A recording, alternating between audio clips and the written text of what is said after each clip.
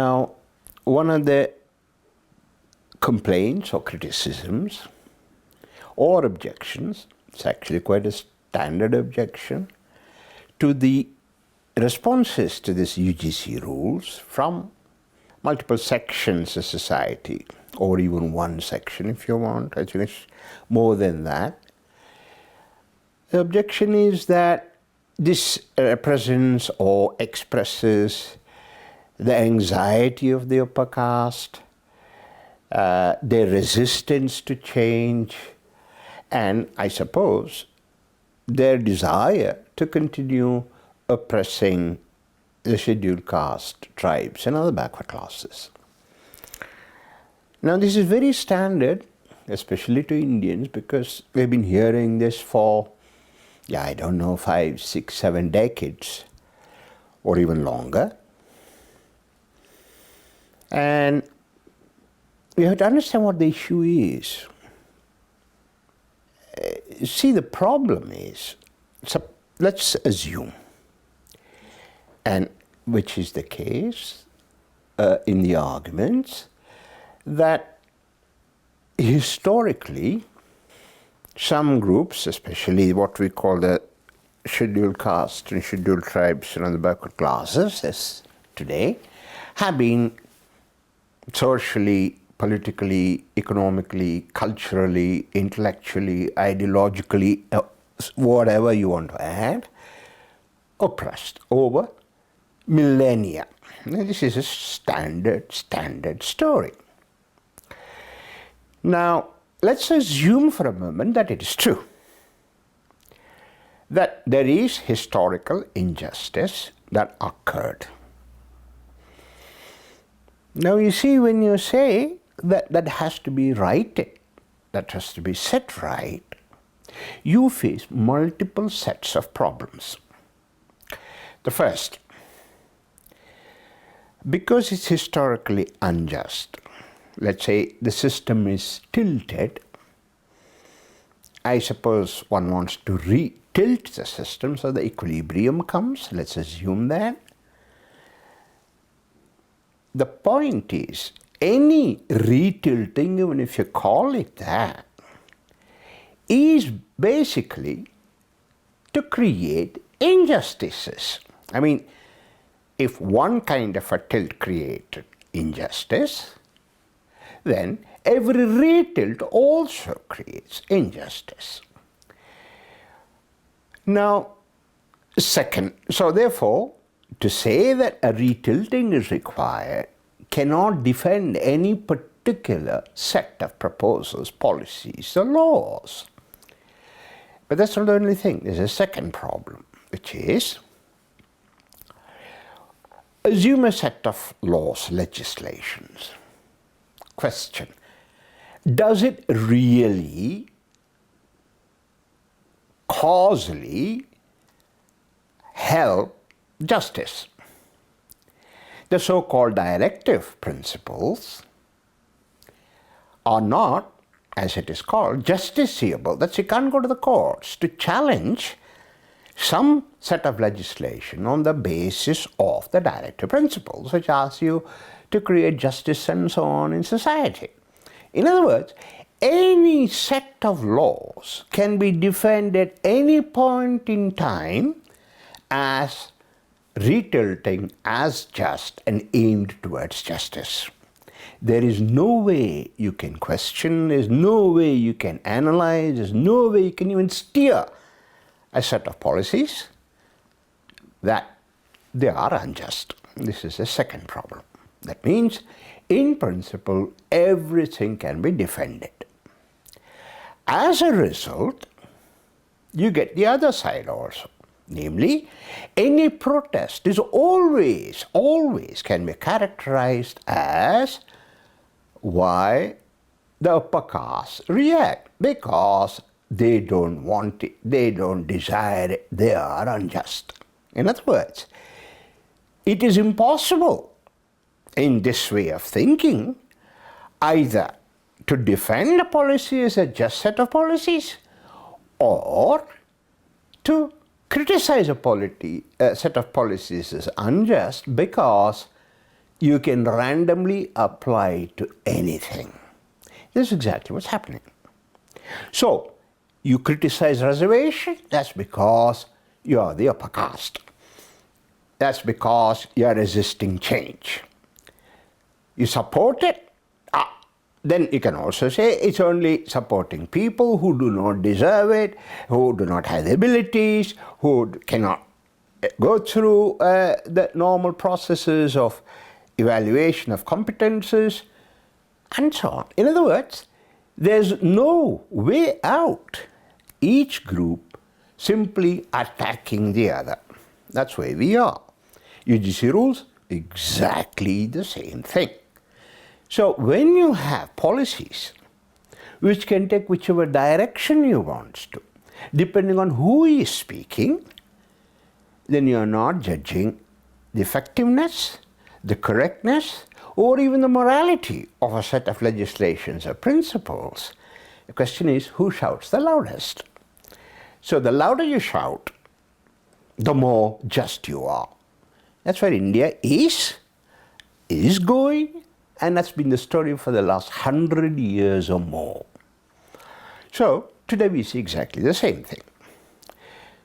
Any attempt, therefore, to build, in fact, I remember vaguely Amartya Sen saying something that you should not use past injustices as an argument. I don't know whether it's just one sentence in some interview. I don't know whether he developed it further. Problem is this is what he could be pointing out. This is a logical consequence. Anything can be justified, anything can be rejected. Look, when you make policies like this in a society where everything is justifiable, everything can be attacked, there's something wrong with this society. That society will not survive. It will break down, and that's what you see in India today. No matter what politicians tell you, India is, as a society, breaking down. This is the other aspect when you bring in time. And there's also connected to that a typical way of talking, namely, it is meant for the protection, either protection of minorities when it is about so-called religious freedom, or protecting the minority rights, or protecting, minority population. You see, a problem here lies not in the minority, but in protection. Now, suppose you want to protect something. That is, you are saying your action protects. Which action protects? Well, any action you feel like can be shown to be a protection. Every action protects.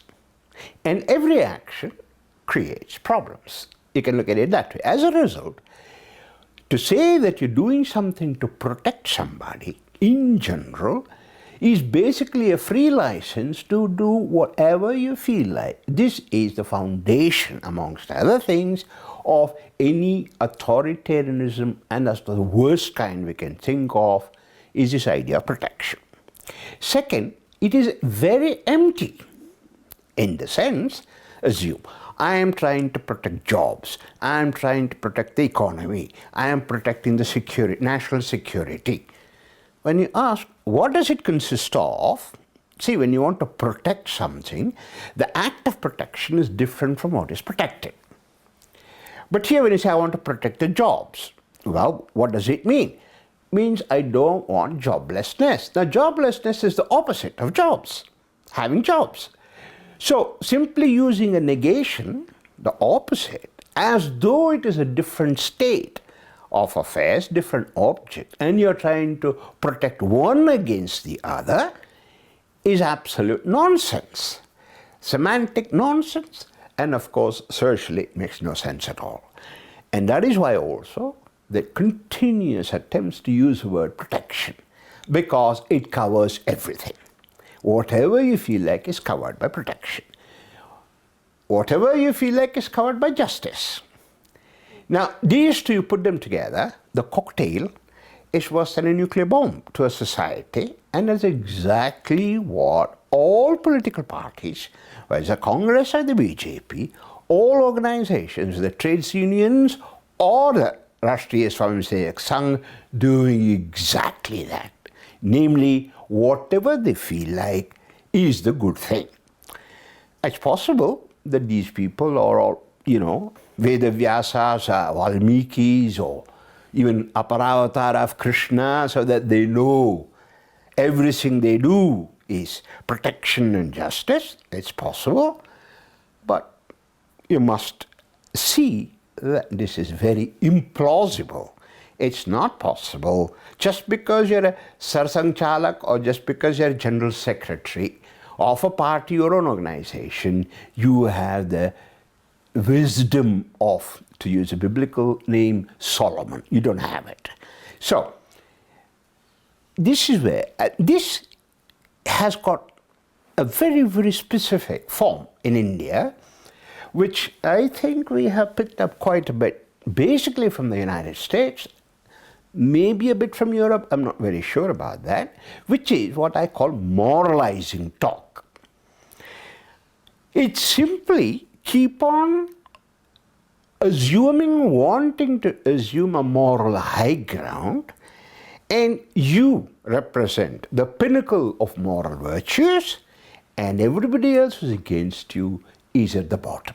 So you are the moral, other is immoral. Nothing wrong with it. I mean, all evangelical preachers in the United States talk that way. A lot of religious people talk that way. It's not a problem. If you want to talk that way, go ahead. But here is the issue. If this is how you characterize problems, you cannot solve them. You cannot solve them because all you have are two groups, each accusing the other of immorality.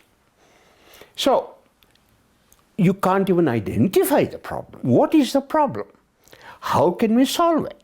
Simply say, injustice to the scheduled caste is a problem, and you cannot say what the injustice is. You cannot repair it. You cannot address it. You cannot solve it.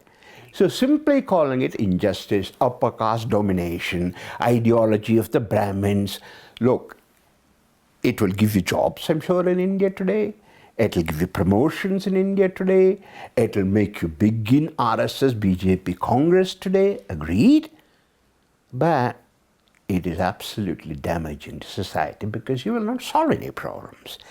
Because you can't solve it, you talk as though you're the embodiment of moral virtues. What you're going to do is generate hostility in the society.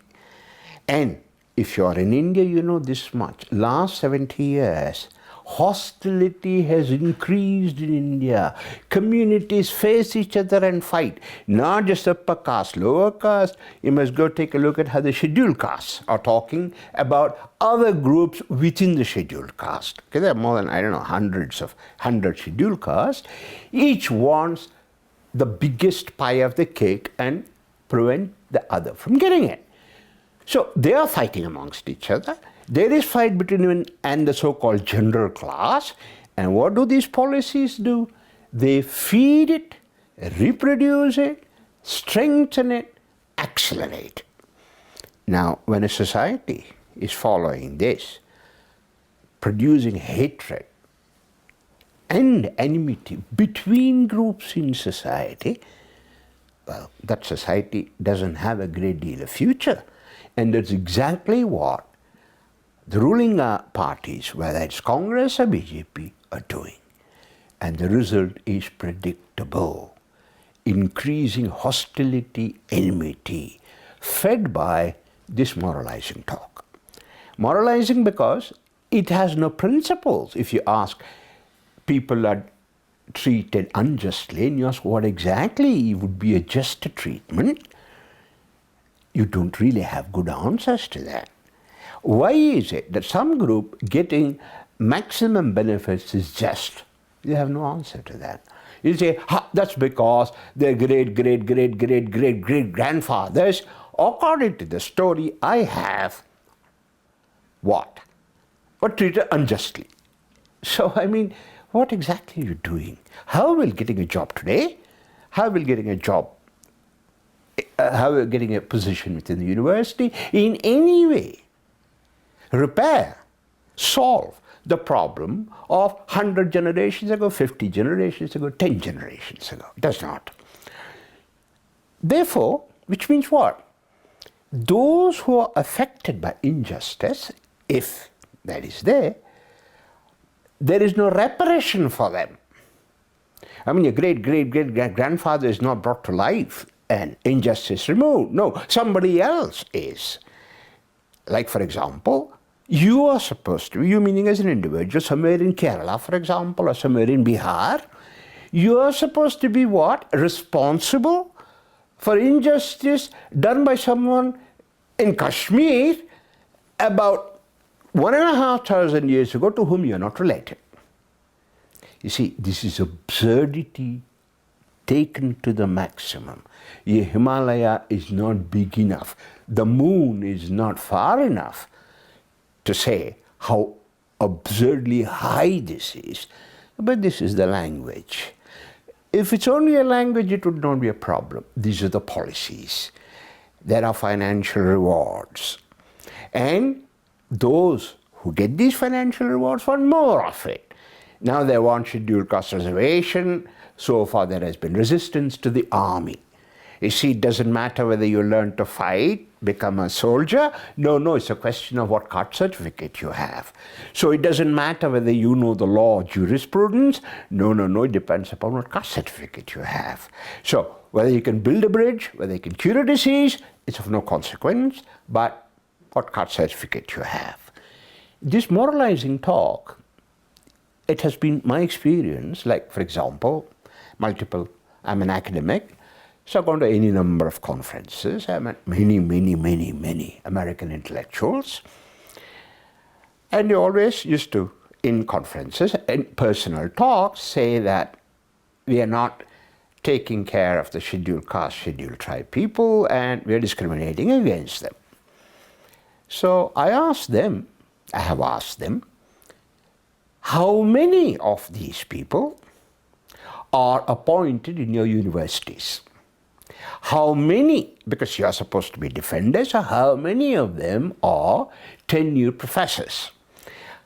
And interesting is their response.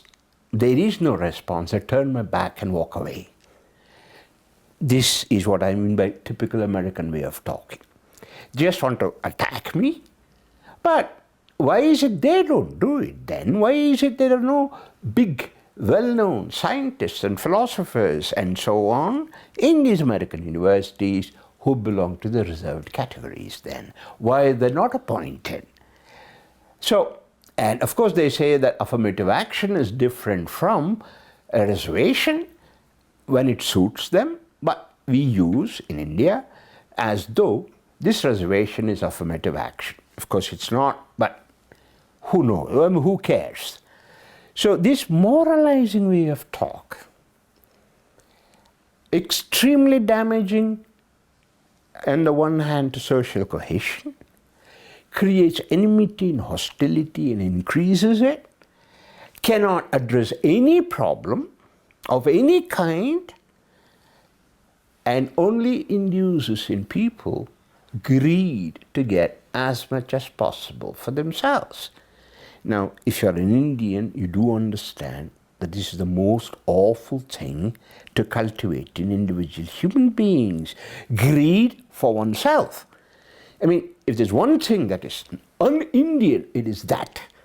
And that is exactly what Congress, BJP, RSS are propagating, implementing, and the results, look at the price we are paying. Look what kind of education will your child get if those who teach do not know what they are teaching.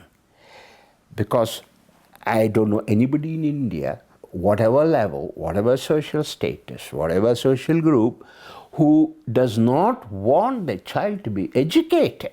They all want their children to be educated, everybody. They do their best. I mean, I know any number of people who work as housemaids and house servants in multiple houses to pay for the children's education. Now, I don't know anybody who doesn't want education for his child or for their children. Now, that means what? That means they would like their children to be taught by those who know. They don't ask for who your father was, who your grandfather was. They want to know whether the teacher knows. So if you're adding more and more and more people who cannot teach, I'm not saying that people who have reservation cannot teach. Don't misunderstand me. I'm saying when that becomes the only thing, which is what it has become, education suffers. So now what the UGC rule, it wants to create Stasi regimes in the universities. You know what Stasi is? There was a secret police of East Germany.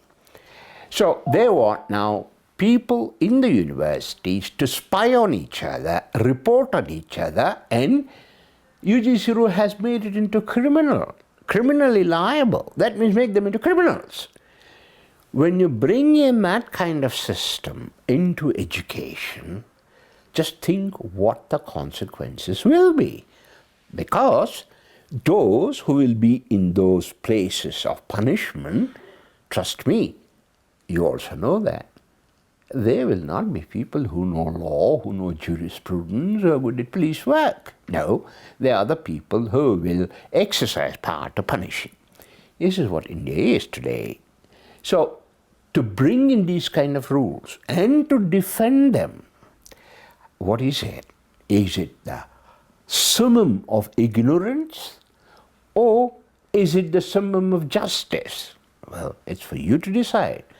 But what it does is, it simply sustains a way of talking, making the other the bad person if you don't like that person, and shout from the rooftops. And of course, interesting thing about this is, you will pick a lot of benefits, material benefits. Think about it.